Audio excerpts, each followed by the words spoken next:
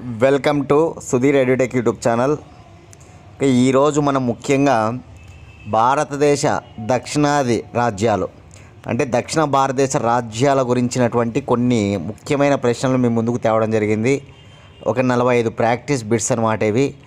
మీరు ఆల్రెడీ చదివి ఉంటారు కాబట్టి మీరు ఎంత మాత్రం నా బిట్లు మీకు తెలుస్తూ ఉన్నాయి, తెలియటం లేదు అనే విషయాలను మీరు ఫోకస్ చేసుకొని చూడండి. ఇప్పుడు ఓకేనా, ఖచ్చితంగా దక్షిణాది రాజ్యాలపైన పట్టు ఉండాలన్నమాట. హిస్టరీలో ఖచ్చితంగా మనకి సంగమ రాజ్యాలు చేర, చోళ, పాండ్య, అదేవిధంగా పల్లవులు, బాదామి చాళుక్యులు, రాష్ట్రకూటులు, శాతవాహనులు, ఇట్లా ప్రాచీన భారతదేశ రాజ్యాలే కాకుండా ప్రాచీన దక్షిణాది రాజ్యాలపైన ప్రతి ఒక్కరికి కూడా కాంపిటేటివ్ ఎగ్జామ్స్కి ప్రిపేర్ అయ్యే అభ్యర్థులకి పట్టు ఉండి తీరాలన్నమాట. కాబట్టి చూద్దాం. 45 క్వశ్చన్స్ చేసా. మీరు ఎంత మాత్రం ఆ క్వశ్చన్స్ మీకు తెలుసు అనేటువంటిది కొద్దిగా టెస్ట్ చేసుకోండి. మీకు ఒకవేళ తెలియకపోతే ఇంకా మరింత చదవండి. తెలిసినా కూడా వాటిని ఇంకా మరింత ఫోకస్ చేసుకోవాల్సిన అవసరం అయితే ఉంటుందన్నమాట. ఓకేనా. ఇక దయచేసి క్లాస్ ఫాలో అయ్యే వాళ్ళందరూ కూడా లైక్ చేయండి ప్లీజ్. మీరు చేసే లైక్ వల్లనే మేము మరిన్ని క్లాసులు చేయడానికి మాకు ఓకేనా ఆస్కారం ఉంటుందన్నమాట. కాబట్టి మీరు చేసే లైక్స్ ఓకేనా బేస్ చేసుకొని మేము మరిన్ని క్లాసులకు ముందుకు వెళ్ళిపోతాం అన్నమాట. అంటే మీరు ప్రొసీడ్ అవుతున్నారు బాగా అని మాకు అనిపిస్తే కనుక ఇట్లాంటి క్లాసులు మరిన్ని చేస్తాం. కాబట్టి మీరు లైక్ చేయాలి. మీరు చేసే లైక్స్ మాకు మరింత బూస్టప్ని ఇస్తాయన్నమాట. కాబట్టి అందరూ కూడా లైక్ చేయండి. అదేవిధంగా ఇంకా ఎవరైనా సబ్స్క్రైబ్ చేసుకోకపోతే సబ్స్క్రైబ్ చేసుకోండి. ఇంకా మీ ఫ్రెండ్స్ ఎవరైనా కనుక షేర్ చేయండి. ఇక్కడ మీకు ఏదైనా కామెంట్ కూడా పెట్టచ్చు అనమాట. మీరు నేను అడిగేటువంటి ప్రశ్నలు ఏవైనా మధ్యలో అడిగితే కనుక కామెంట్స్ పెట్టండి, లేదా ఇక్కడ చేసిన క్లాస్ పైన కూడా మీరు కామెంట్స్ పెట్టచ్చు. ఓకేనా. దయచేసి అందరు కూడా ఫాలో కాండి, మమ్మల్ని మరింత ముందుకు తీసుకువెళ్ళండి. ఓకేనా. అంటే మా సహకారం మీకు, మీ సహకారం మాకు ఖచ్చితంగా ఉండాలి. మేము ఎంతో కష్టపడి క్లాసులు చేస్తూ ఉంటాం కాబట్టి మీరు కూడా మీ వంతుగా లైక్ చేయండి. ఓకేనా. రైట్. దక్కను భౌగోళిక పరిస్థితులను ఏ సంవత్సరంలో హైదరాబాద్లో జరిగిన భారతదేశ చరిత్ర సమావేశంలో నిర్ణయించారు? 1945లో హైదరాబాద్లో జరిగిన భారతదేశ చరిత్ర సమావేశంలో దక్కన్ భౌగోళిక సరిహద్దులను నిర్ణయించడం జరిగిందనమాట. 1945. Question number 2. సంగమ యుగంలోని తమిళ రచనల్లో ప్రముఖ వ్యాకరణ గ్రంథమైన తోల్కపియంను రచించినది. తోల్కపియంను ఎవరు రచించారంటే తోల్కపియార్ అంటారు. సంగమ రాజ్యాలు చేర, చోళ, పాండ్య, ఈ 3 రాజ్యాలను సంగమ రాజ్యాలు అంటారనమాట. ఈ సంగమ యుగంలోని తమిళ రచనల్లో ప్రముఖ వ్యాకరణ గ్రంథం ఏదంటే తోల్కపియం. తోల్కపియంను ఎవరు రచించారంటే తోల్కపియార్ రచించారనమాట. 3rd question. తమిళ దేశానికి బైబిల్ లాంటి తిరుకురుల్ అనే గ్రంథాన్ని రచించిన వారు? చూడండి, తమిళ సాహిత్యంలో రచించబడినటువంటి ఒక గ్రంథం అన్నమాట తిరుకురుల్ అనే గ్రంథం. ఈ తిరుకురుల్ అనేటువంటి గ్రంథాన్ని తమిళ బైబిల్ గాను అదేవిధంగా పంచమ వేదంగాను భావిస్తారనమాట. ఇటువంటి తిరుకురుల్ అనే గ్రంథాన్ని రచించింది ఎవరంటే కనుక తిరువల్లువార్. కింది వాటిని జతపరచండి. పల్లవుల రాజు మొదటి నరసింహవర్మ రాసిన గ్రంథం మత్త విలాస ప్రహసనం. పల్లవుల ఆస్థానంలో ఉన్న ప్రముఖ కవి భారవి రాసిన గ్రంథం కిరాతార్జునీయం. పల్లవుల ఆస్థానంలో ఉన్న మరొక ప్రముఖ కవి దండి రాసిన గ్రంథం దశకుమార చరిత్ర. రాష్ట్రకూటులలో గొప్ప రాజైనటువంటి అమోఘవర్షుడు రాసిన గ్రంథం కవిరాజ మార్గం. దీనికి సంబంధించి సరైన సమాధానం చూస్తే మనం 3rd ఆప్షన్. 5th question. రెండో పులికేసి హర్షవర్ధనుడిపై విజయాన్ని తెలిపే శాసనం ఏది? ఆన్సర్ ఐహోల్ శాసనం. దక్షిణ భారతదేశంలో కర్ణాటకలోని ఐహోలు వద్ద మొగుటి జైన దేవాలయం దగ్గర ఉన్నటువంటి ఒక 19 వరుసల సంస్కృత శాసనం అన్నమాట ఇది. మొగుటి జైన దేవాలయం వద్ద ఉన్నటువంటి 19 వరుసల సంస్కృత శాసనం అన్నమాట. ఈ ఐహోలు శాసనాన్ని వేసింది ఎవరంటే రవికీర్తి వేయిస్తాడు. ఎవరి విజయాల గురించి తెలుపుతుంది ఇదంటే హర్షవర్ధనుని యొక్క పరాజయము, బాదామి చాళుక్య రాజు రెండవ పులికేసి యొక్క విజయము. గుర్తుపెట్టుకోవాలి. ఐహోలు శాసనం ఏ యుద్ధం గురించి తెలుపుతుంది? నర్మదా యుద్ధం అనమాట. నర్మదా యుద్ధం గురించి తెలిపే శాసనమే ఐహోలు శాసనం. నర్మదా యుద్ధంలో విజయం సాధించింది ఎవరంటే రెండవ పులికేసి. నర్మదా యుద్ధంలో ఓటమి చెందింది ఎవరంటే కనుక హర్షవర్ధనుడు అనమాట.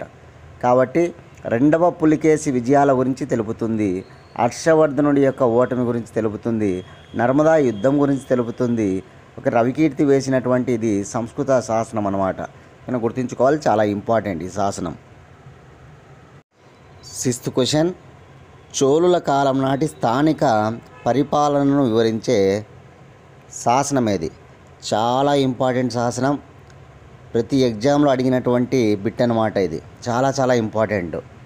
చోళుల కాలం నాటి స్థానిక పరిపాలనను వివరించే శాసనం ఏదంటే కనుక మొదటి పరాంతకుడు వేయించినటువంటి ఉత్తర మేరూరు శాసనం.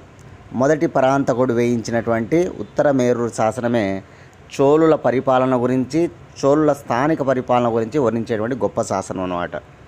మన గ్రామ సచివాలయంలో అయితే చాలా ఎక్కువ సార్లు అడిగేటువంటి బిట్ అనమాట. ఇది గ్రామ సచివాలయం ప్రిపేర్ అయ్యే వాళ్ళకి చాలా ఇంపార్టెంట్ బిట్ అనమాట.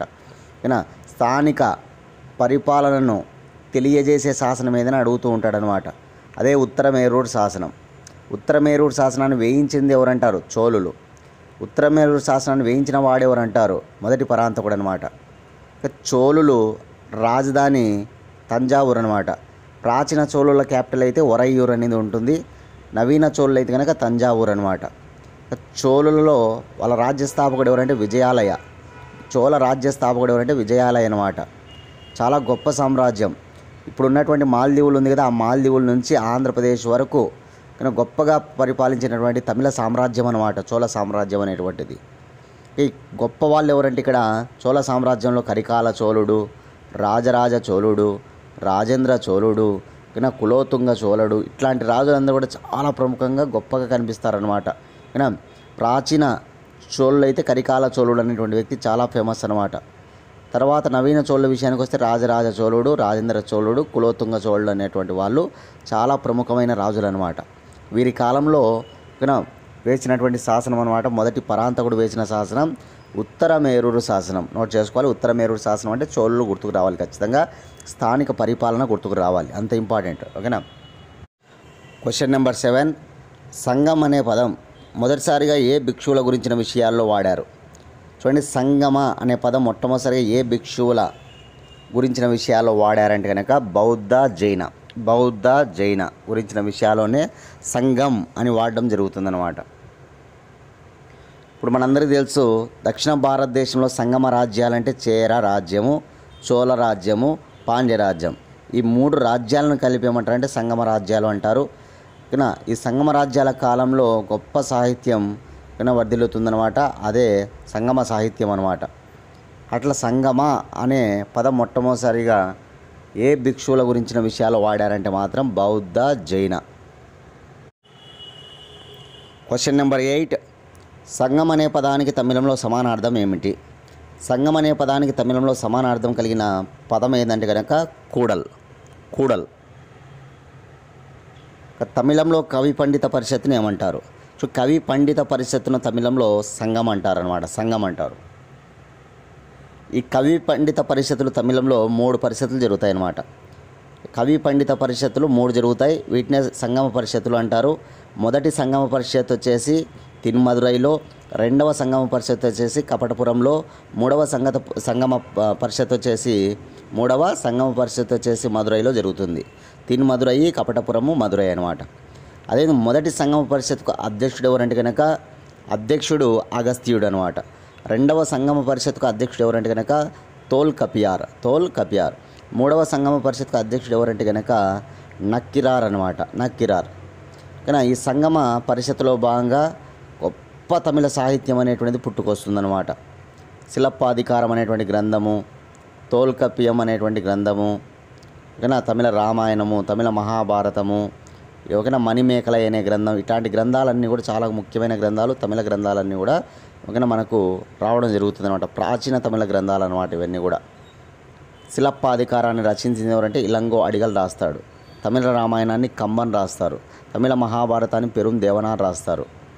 మణిమేకలైని సుత్తలై సత్తన్నార్ రాస్తారు. మణిమేకలై జీవక చింతామణి అనే గ్రంథం ఉంటుంది. తిరుతక్క దేవార్.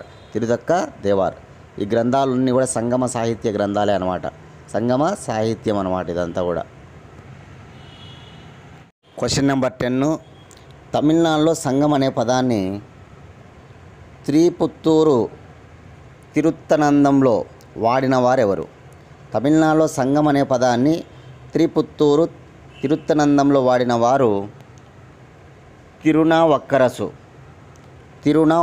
అన్నమాట. Next question number 11.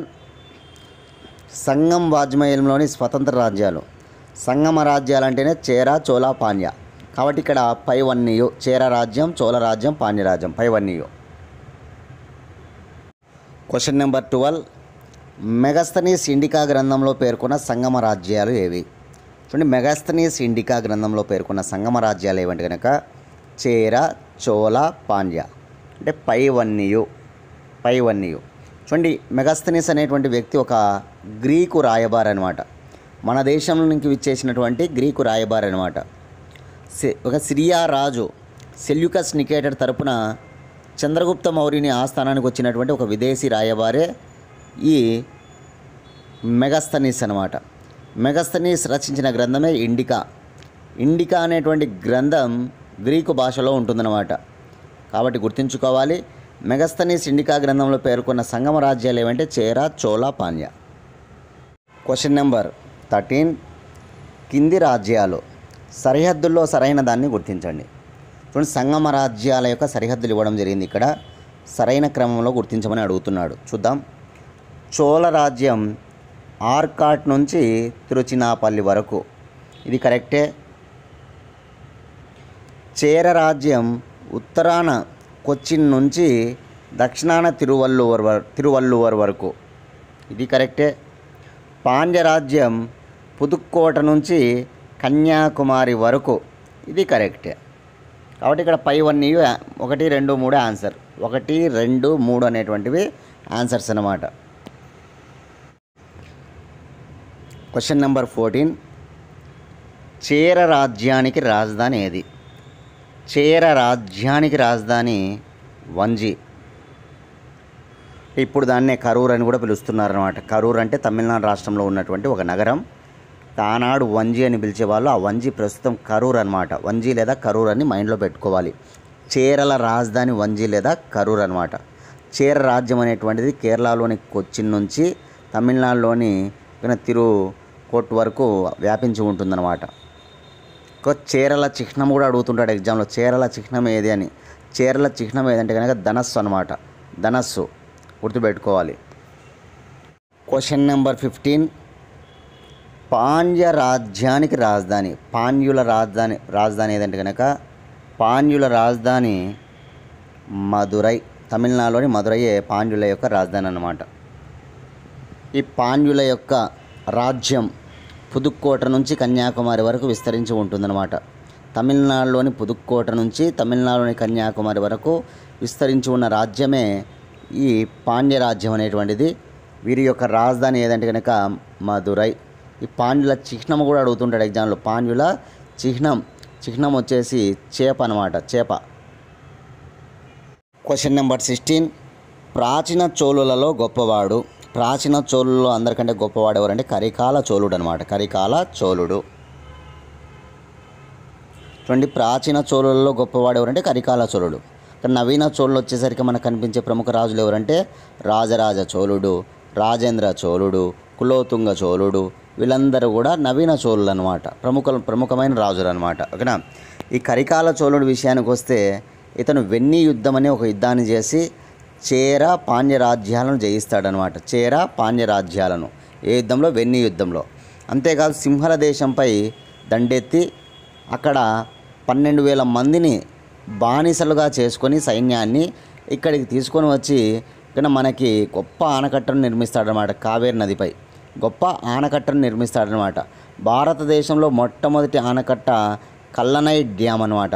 కల్లనై dam Kaveri నదిపైనే ఉంటుంది. కల్లనై డ్యామ్ అనేటువంటిది దాన్ని గ్రాండ్ ఆనకట్ట అని కూడా అంటారు అనమాట. గ్రాండ్, అది మొట్టమొదటి ఆనకట్ట మన దేశంలో అనమాట.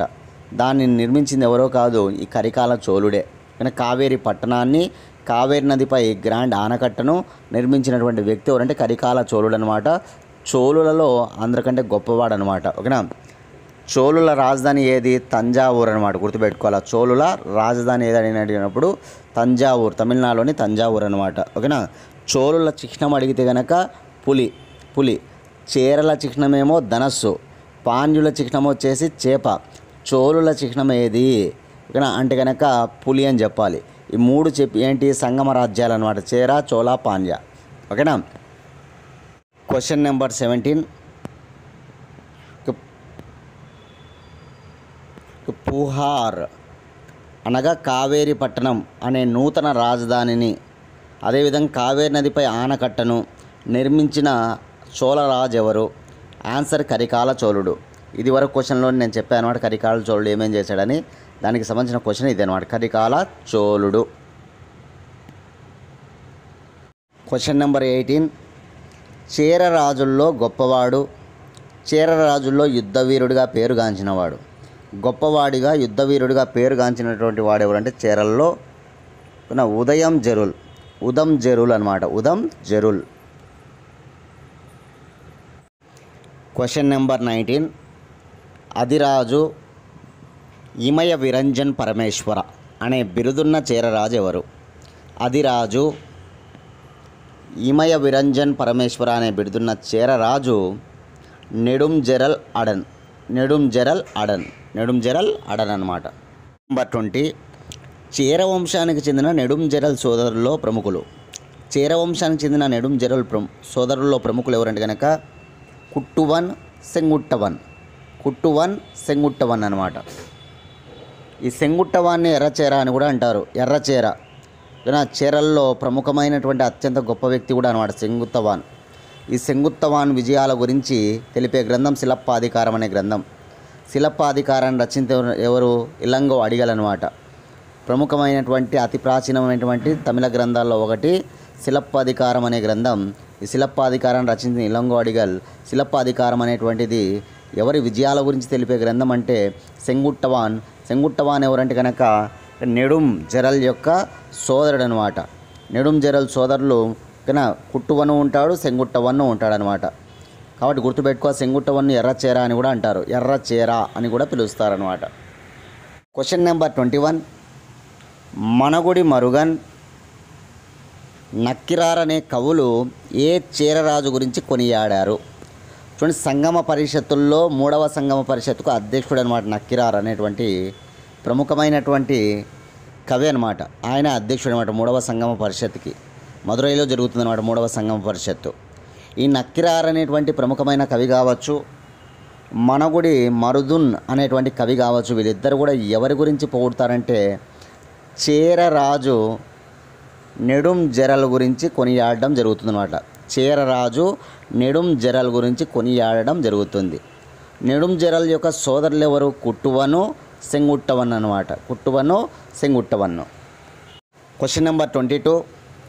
సంగమ యుగ కాలం నాటి కుల వ్యవస్థలో సరైనది. చూడండి, సంగమ యుగ కాలం నాటి కుల వ్యవస్థలో సరైనది ఏదంటే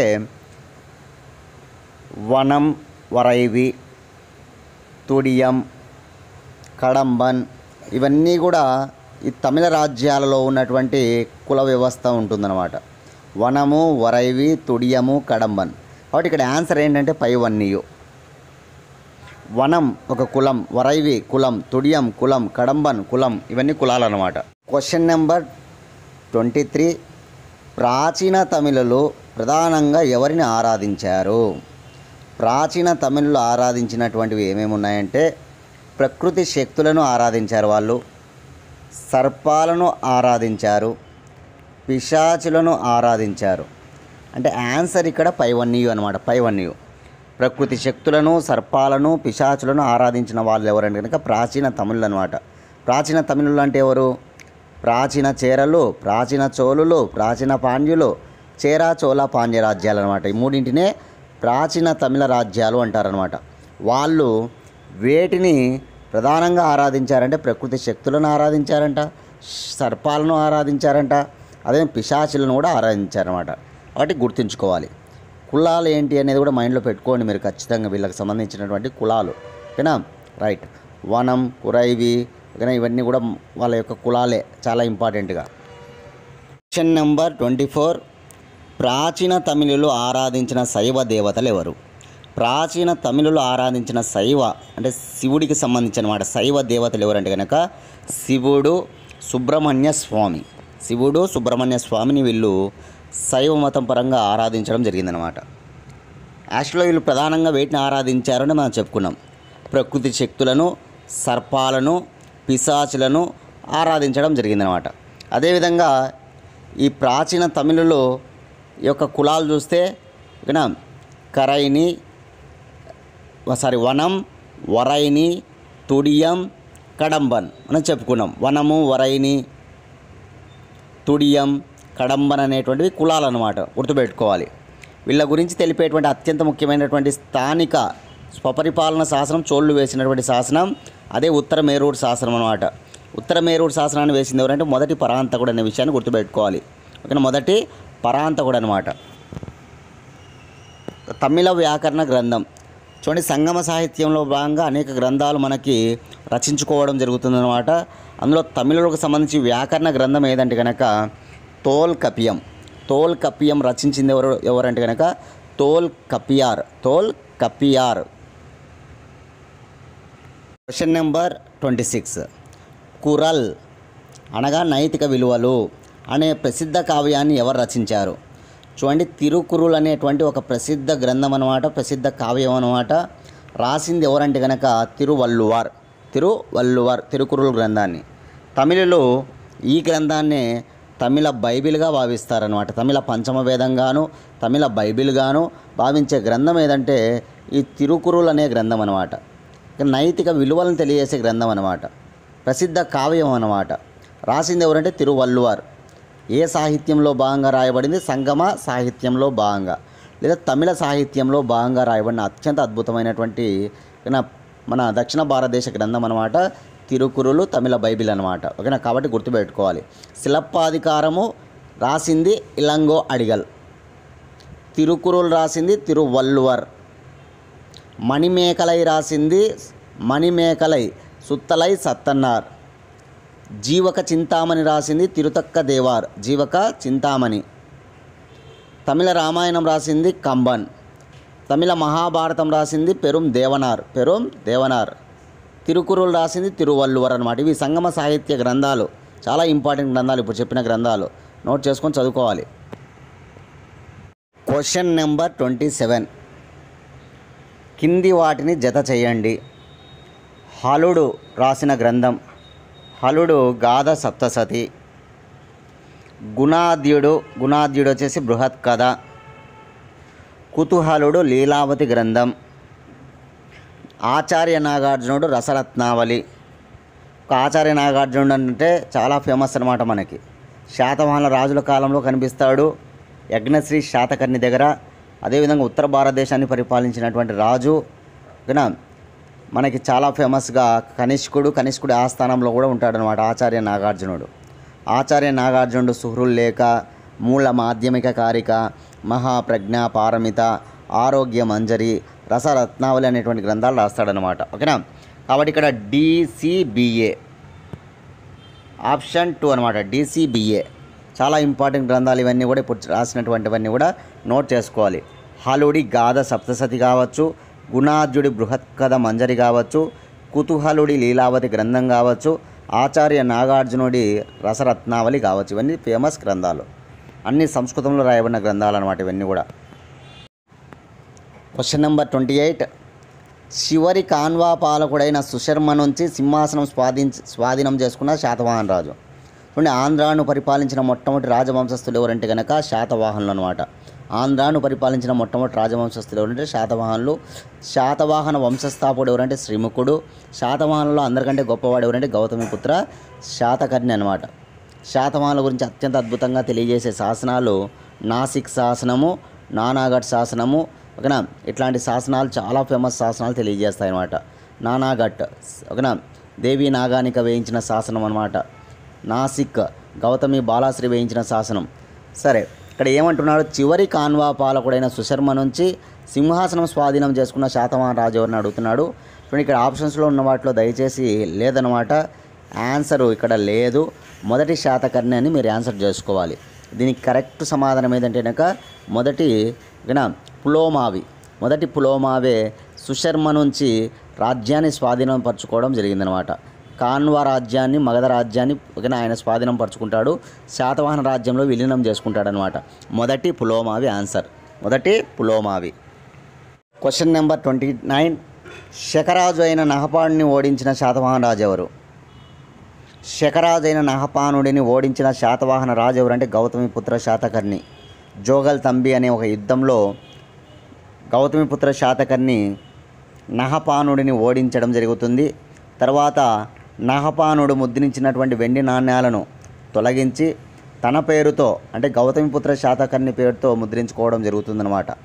వాటినే జోగల్ తంబి నాణ్యాలు అంటారు.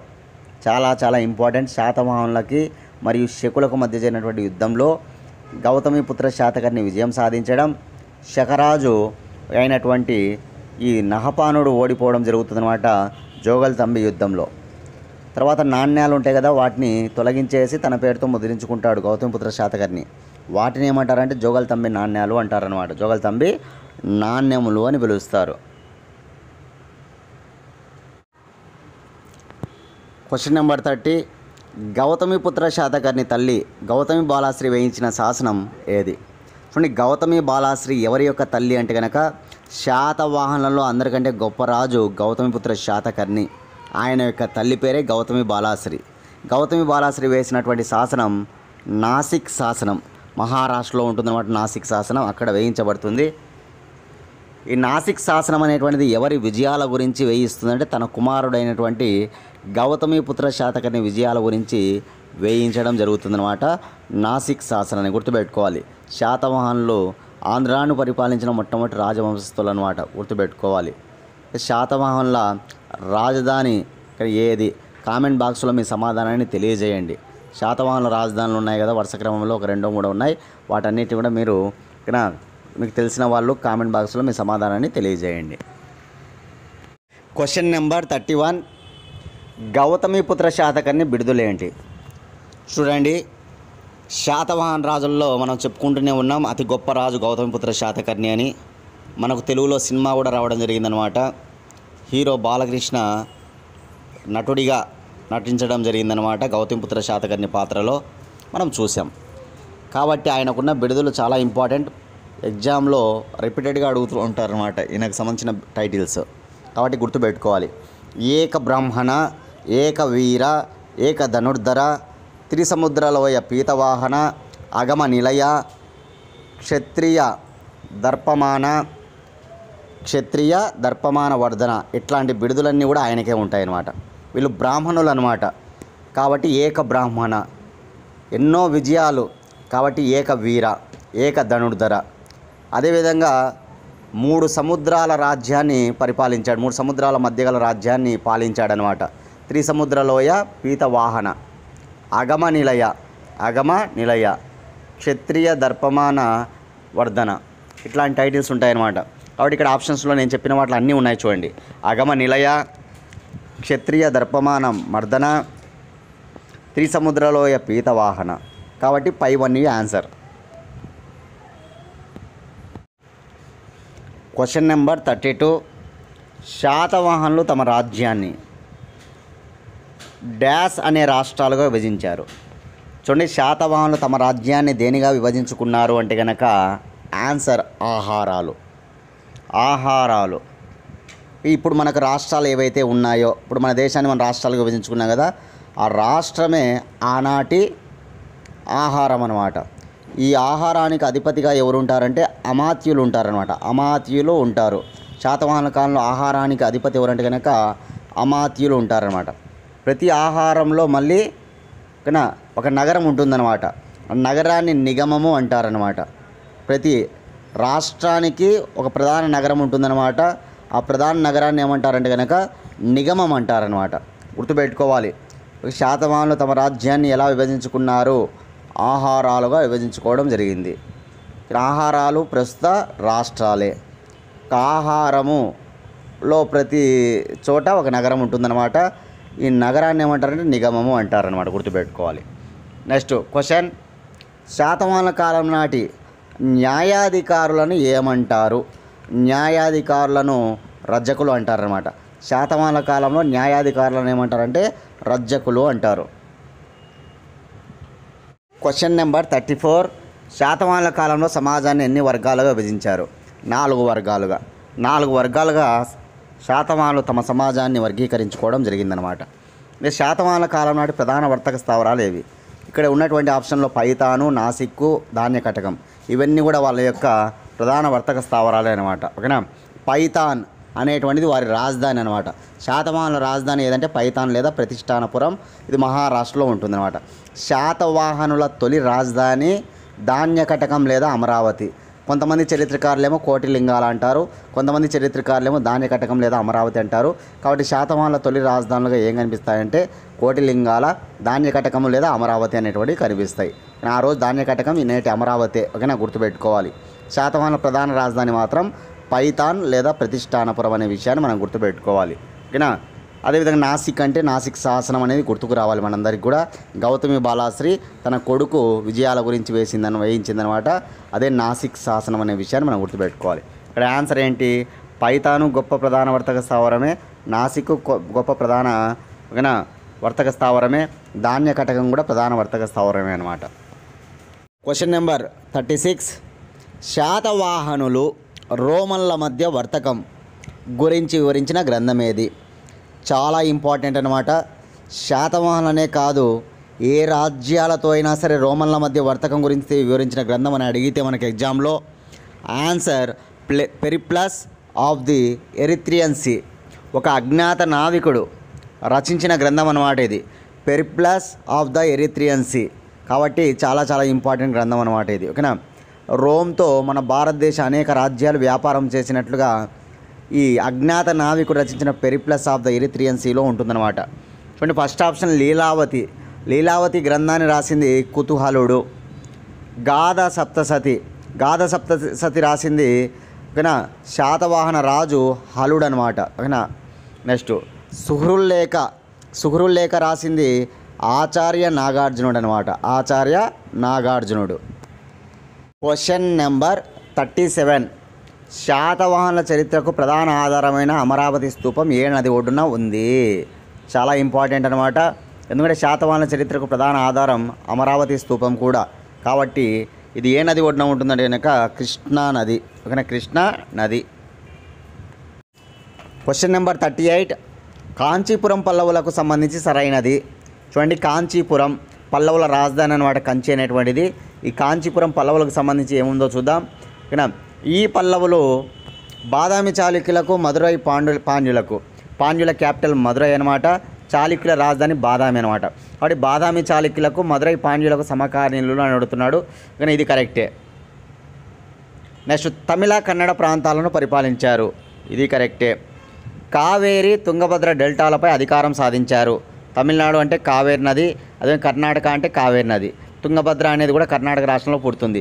కాబట్టి కావేరి తుంగభద్ర డెల్టాలపై వీళ్ళు అధికారం సాధించారు. వీరి కాలంలో తమిళ కన్నడ భాషల్లో అనేక రచనలు, ఎందుకంటే వీళ్ళు తమిళనాడుకు చెందిన వాళ్ళు కాబట్టి తమిళ రచనలు, కర్ణాటకకు చెందిన వాళ్ళు కాబట్టి కన్నడ రచనలు అనేటువంటిది చేయడం జరిగింది. కాబట్టి అన్నీ కరెక్ట్ అనమాట. ఫస్ట్ ఆప్షన్లో ABCD అని ఉన్నాయి. ఇదే ఆన్సర్, ABCD. నెంబర్ 39. పల్లవులలో అత్యంత బలవంతుడు సింహవిష్ణువు కుమారుడైన మహేంద్రవర్మ రెండవ పులికేసి మధ్య యుద్ధం ఎప్పుడు జరిగింది? సంవత్సరం 610 అనమాట. 610లో పుల్లలూరు యుద్ధం అనే ఒక యుద్ధం జరుగుతుంది. పుల్లలూరు యుద్ధంలో పల్లవులకి బాదామి చాళుక్యులకు మధ్య జరుగుతుందన్నమాట. పల్లవ రాజు అయినటువంటి మహేంద్రవర్మ అదే బాదామి చాళుక్యులలో అందరికంటే గొప్పవాడైనటువంటి రెండవ పులికేసి మధ్య జరుగుతుందన్నమాట. నోట్ చేసుకోవాలి. పల్లవులలో అత్యంత బలవంతుడు సింహవిష్ణువు అనమాట. ఆయన కుమారుడు మహేంద్రవర్మ. ఈ మహేంద్రవర్మకు రెండవ పులికేసికి మధ్య జరిగినటువంటి యుద్ధమే పుల్లలూరు యుద్ధం. 610 అనమాట, గుర్తుపెట్టుకోవాలి. చూడండి, ఆల్రెడీ మనం రెండవ పులికేసి గురించి ఒకటి యుద్ధం చెప్పుకున్నాం, నర్మదా యుద్ధం అని. నర్మదా యుద్ధంలో విజయం సాధిస్తాడనమాట. ఎవరిని ఓడిస్తాడంటే కనుక హర్షవర్ధనుని ఓడిస్తాడు. హర్షవర్ధనుడు ప్రముఖమైన రాజు అనమాట. ఉత్తర భారతదేశాన్ని కాదు, భారతదేశం అంతా కూడా తన ఆధీనంలో ఉన్నట్టుగా మనకు తెలుస్తూ ఉంటుందన్నమాట. కాబట్టి హర్షవర్ధను ఓడించినటువంటి యుద్ధం నర్మదా యుద్ధం. ఓకేనా. నర్మదా యుద్ధం గురించి తెలిపే శాసనం ఐహోలు శాసనం. ఐహోలు శాసనాన్ని వేసింది ఎవరంటే రవికీర్తి. రవికీర్తి ఎవరంటే కనుక రెండవ పులికేశి యొక్క సేనాధిపతి అనమాట. కానీ ఐహోల్ శాసనం అనేది చాలా ఇంపార్టెంట్. కాబట్టి ఇక్కడ ఏంటంటే పుల్లలూరు యుద్ధం, ఒక యుద్ధం గుర్తుపెట్టుకోవాలి. పుల్లలూరు యుద్ధం అంటే కనుక పల్లవులకు బాదామి చాళుక్యులకు మధ్య జరిగింది. బాదామి చాళుక్యుల్లో అందరికంటే గొప్పవాడైన రెండవ పులికేశికి, అదేవిధంగా సింహ విష్ణు కుమారుడైనటువంటి మహేంద్రవర్మకు జరుగుతుంది. 610వ సంవత్సరంలో. ఆ యుద్ధం పేరు ఏంటంటే పుల్లలూరి యుద్ధం. పుల్లలూరి. Question number 40. మహేంద్రవర్మ ఆస్థానంలో ఉన్న ప్రముఖ శైవ కవి ఎవరు? చూడండి, శైవ మతానికి చెందినటువంటి ప్రముఖమైనటువంటి కవి అప్పార్.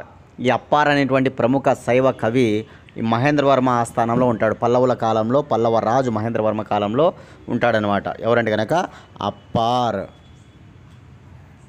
నెక్స్ట్, మత్త విలాస ప్రహసనం అనే గ్రంథాన్ని రచించింది ఎవరు? మత్త విలాస ప్రహసనం అనే గ్రంథాన్ని రచించింది మహేంద్రవర్మ. పల్లవ రాజు మహేంద్రవర్మ రచించిన గ్రంథం మత్త విలాస ప్రహసనం. ఇక్కడ మత్త విలాస ప్రహసనం అంటే అర్థం ఏంటంటే కనుక ఏనుగు నాట్యం చేస్తే. ఏనుగు నాట్యం చేస్తే ప్రముఖమైన కవి అనమాట. పల్లవులలో అత్యంత ప్రముఖమైనటువంటి రాజులలో ఒక కవి అనమాట ఆయన మహేంద్రవర్మ. ఆయన రాసిన గ్రంథం అనమాట మత్త విలాస ప్రహసనం. సంస్కృతంలో రాస్తాడు. సంస్కృతం. Question number 42.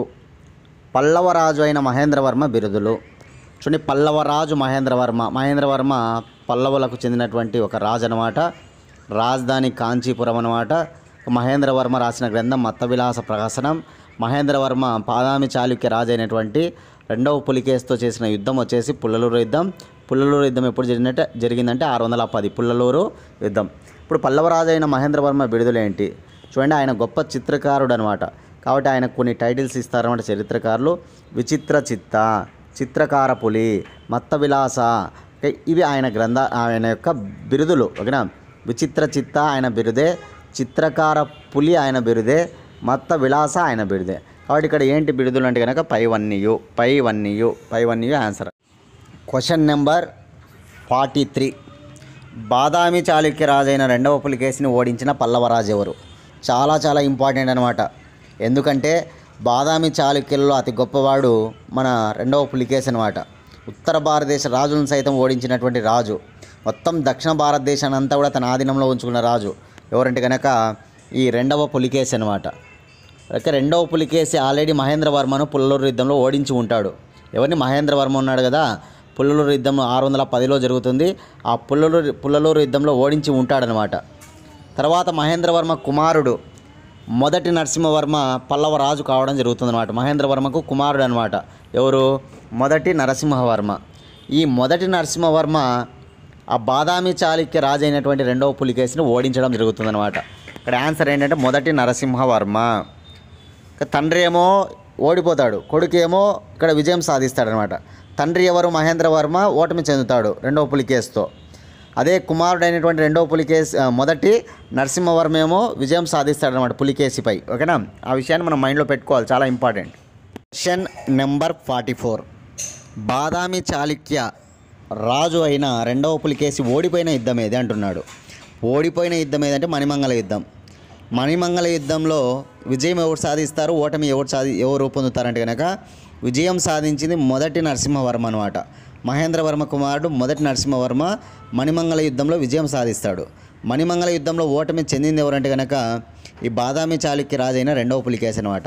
మణిమంగళ యుద్ధం 630 నుంచి 634 మధ్యలో జరిగి ఉండొచ్చు అనమాట. 630, 614 గుర్తుపెట్టుకోవాలి. 610లో ఏమో మహేంద్రవర్మపై రెండవ పులికేశి విజయం సాధిస్తాడు.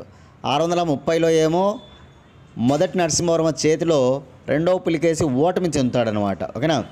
అక్కడేమో విజయము, ఇక్కడేమో ఓటమి. తండ్రిపై ఏమో విజయం సాధించాడు, కొడుకుపై ఏమో ఓటమి పొందడం జరిగిందనమాట. Next last question. క్రింది వానిలో సరైనది ఏది? ఆప్షన్ ఏ సోమదేవ సూరి రచించిన గ్రంథం నీతి వాక్ృమృతం. ఆప్షన్ బి మూడో సోమేశ్వరుడి రచన మానసోల్లాసం. ఇక్కడ ఆప్షన్లో మనం సరైన ఆప్షన్లు ఏమున్నాయంటే ఏ సరైనదే, బి సరైనదే. కాబట్టి ఆప్షన్ 1 అనమాట. ఆప్షన్ 1 కరెక్ట్ ఆన్సర్ అనమాట. ఓకేనా. సోమదేవుడి రచన నీతి వాకృమృతం, మూడవ సోమేశ్వర రచన మానసోల్లాసం అనేటువంటి 2 కూడా కరెక్టే అనమాట. ఇవి అనమాట మన దక్షిణ భారతదేశ రాజ్యాలకు సంబంధించి కొన్ని ముఖ్యమైనటువంటి ప్రశ్నలు అనమాట. ఇవన్నీ కూడా దక్షిణ భారతదేశ రాజ్యాలపైన ఖచ్చితంగా పట్టు ఉండాలన్నమాట. మన కాంపిటేటివ్ ఎగ్జామ్స్ సంబంధించి కానీ భారతదేశ చరిత్రలో దక్షిణ భారతదేశ రాజ్యాలపైన కూడా ఖచ్చితంగా మీ అందరికీ కూడా పట్టు ఉండి తీరాలన్నమాట. పల్లవులు, చోళులు, పాండ్యులు, చాళుక్యులు, రాష్ట్రకూటులు, అదేవిధంగా మనకి చేర రాజ్యము, ఇటువంటి రాజ్యాలపైన అంతా కూడా కాస్త అవగాహన, కాస్త పట్టు ఉంటే కనుక మనం ఆ బిట్లు వచ్చినప్పుడు ఖచ్చితంగా వాటికి ఆన్సర్లు చేయొచ్చు అనమాట. కాబట్టి ఫోకస్ చేయండి అందరూ కూడా. భారతదేశ చరిత్రనే కాదు దక్షిణ భారతదేశ రాజ్యాలను కూడా ఫోకస్ చేసి తీరాలి. ఓకే ఫ్రెండ్స్, క్లాస్ ఎవరైతే ఫాలో అయినారో మీరు అందరూ కూడా దయచేసి లైక్ చేయండి. కింద లైక్ బటన్ ఖచ్చితంగా నొక్కి తీరండి. ఎందుకంటే మీరు మాకు ఎంకరేజ్ చేస్తే మేము ఖచ్చితంగా మరిన్ని క్లాసులు చేస్తామన్నమాట. మీ ఎంకరేజ్ లేని మేము ఏమీ చేయలేం. కాబట్టి మా సహాయం మీకు, మీ సహాయం మాకు కంపల్సరీ అవసరం. కాబట్టి మీరందరూ కూడా ఖచ్చితంగా లైక్ చేయండి, సబ్స్క్రైబ్ చేసుకోండి.